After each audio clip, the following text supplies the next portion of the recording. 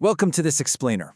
Look, we are jumping straight into things today because we've got a truly chilling, just intensely atmospheric true account coming out of Ambala. What we're unpacking here is a story that dives deep into this terrifying intersection where raw human jealousy meets very real supernatural forces. It's the kind of narrative that honestly completely upends how you look at the unseen world around us. And it brings us to a pretty unsettling question. What actually happens when an emotion as dark and toxic as human jealousy physically manifests as a terrifying supernatural entity? Today, we're stepping right into the middle of this gripping, haunting encounter. We're going to break down the chilling story of the bhoot to really understand this ultimate, high-stakes battle between our primal instinct for fear and the incredible, almost illogical power of divine compassion. Okay, so to get what we're even dealing with here, we have to talk about the bhoot, or translated the old child. This is a supernatural entity that is basically trapped. It's got the frail, decaying, wrinkled body of an old man, but, and this is the creepy part, it has the innocent, pleading eyes of a child. It's what's known as a hungry spirit. It is desperately seeking a mother's affection, but because it looks so absolutely grotesque, it literally only invokes sheer paralyzing terror in anyone who actually sees it. Section 1. The Spirits of Ambala, an innocent boy's unseen playmates. Let's set the scene a bit. Picture a lonely 7-year-old boy named Chinmay living in Ambala. Now, Chinmay didn't have a whole lot of human friends, so he'd hang out near this rusted old gate, totally surrounded by these massive, overgrown, shadowy banyan trees. He actually ends up befriending a group of kids who play near an old Muslim saint's tomb, a mazar. He even leaves out little toffees as offerings for them, completely and utterly unaware that his new bodies aren't exactly neighborhood kids. They're illusions. They are literal spirits from another realm. And it gets wilder. Chinmay isn't just playing with spirit children. He ends up interacting with the spirit of an old woman near the tomb. And just out of pure, sweet, childlike kindness, he offers her a simple little hair clip because he thought her hair looked messy. In return for this tiny act of innocence, she hands him this beautiful, glossy purple stone. Now, this wasn't just some pretty rock from the dirt. As we're going to see, this was a direct physical manifestation of a saint's power. It was an artifact radiating this deep, intense protective energy that's about to become absolutely critical. Section 2. A Curse of Jealousy, the Unseen Target. So, here's where our story takes a really dark turn. Enter Chinmay's neighbor, Ayana. She's recently married and she finds out she's pregnant. This should be amazing news, right? But it unknowingly sparks this incredibly toxic, destructive jealousy from her close childhood friend, Varuna, who had been struggling for a long time to conceive. Ayana has zero idea she is suddenly the target of dark magic fueled by this jealousy. Out of nowhere, she starts getting hit with severe abdominal cramps and these horrifying, vivid nightmares. She keeps dreaming of this wrinkled face with the innocent eyes of a child, reaching out for her, but bringing nothing but cold terror, literally trying to choke her in the pitch black of her bedroom. She wakes up from this just screaming, violently ill, totally shaken. Her family advises her to sleep over near young Chinmay for a bit of comfort. And this right here perfectly illustrates the unseen forces at play, because Chinmay still has that glowing purple stone. Just being in the same room as it miraculously wards off the entity's dark, damp energy for the entire night.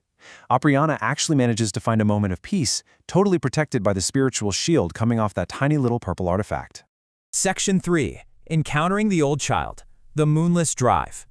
But look, a hungry spirit doesn't just give up. I want you to really put yourself in this scenario. You're driving alone, it's a pitch-black, moonless night, and you see a lone child waving on the side of a deserted road. Do you stop? Ayana was driving right near those exact banyan trees where Chinmay always played.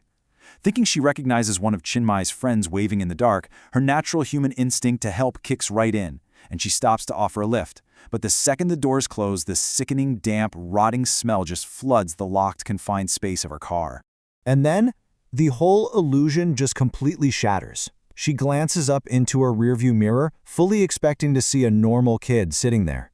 Instead, she watches as the boy literally morphs into the grotesque bhoot right out of her nightmares.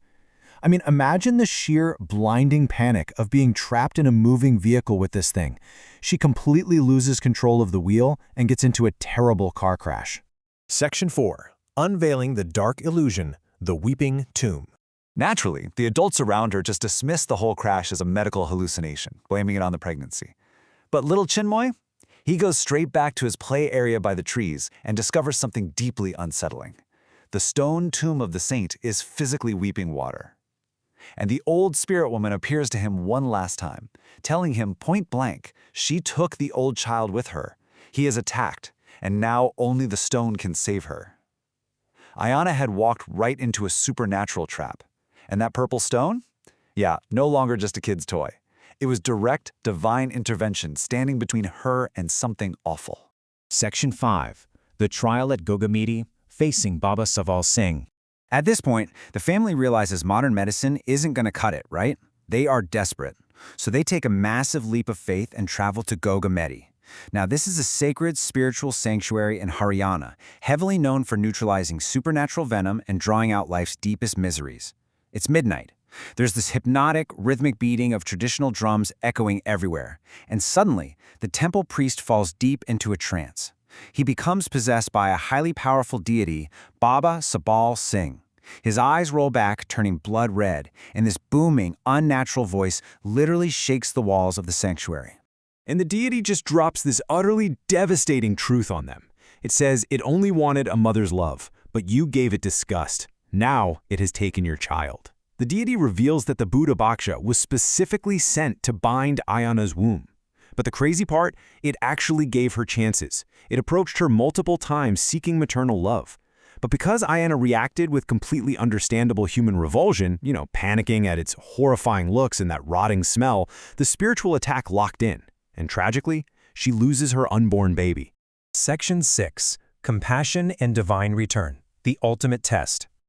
Honestly, it's just a heartbreaking moment. But the deity does offer them a sliver of hope. He exposes that it was her jealous friend Varuna who sent the entity in the first place, and then he gives them a massive warning. The spirit is going to return one final time to test Ayana's soul. It sets up this incredible psychological battlefield. On one side, you have the mind, right? It reacts with total self-preservation, focusing on the foul smell and those grotesque wrinkles. But on the other side is the heart, which is tasked with completely ignoring that primal terror to embrace an unloved, starving spirit. To survive this and break the curse for good, Ayana has to somehow suppress her mind's natural urge to run and lean entirely on her heart's capacity for compassion. So let's walk through exactly how she actually handles this agonizing test. It's 2 a.m. and she hears a knock. Step 1, she wakes up, heart pounding. Step 2, she opens her door, and there it is. She is face to face with this rotting, foul-smelling entity staring right up at her. Step 3 is where she wins the battle. She physically closes her eyes, literally shutting off her mind's visual terror. And finally, step 4. She drops to her knees and embraces this dark, terrifying spirit with nothing but pure maternal love. And the second she does this, the entity just vanishes. It transforms instantly into a harmless, sweet little toffee sitting right there in her hand. The dark spell is finally, officially broken. And here is where the rules of this kind of magic kick in. Because Ayana managed to conquer that profound fear with profound love, the supernatural laws demanded a consequence. The venom rebounded. Varuna's dark magic backfired entirely onto herself.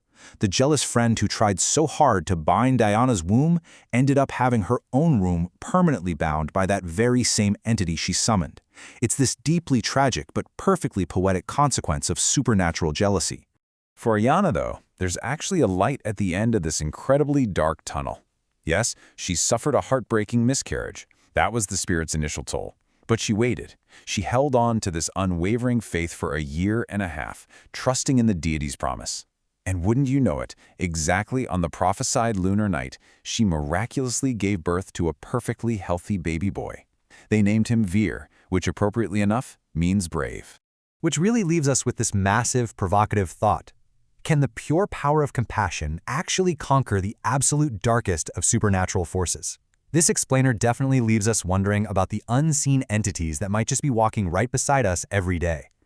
It makes you ask whether true divine protection is really about magical purple stones and temple rituals, or if it ultimately just lies within our own human capacity for radical, unconditional love. Something to definitely think about the next time you feel an unexplained chill in the air, right? Thanks for exploring this one with me today.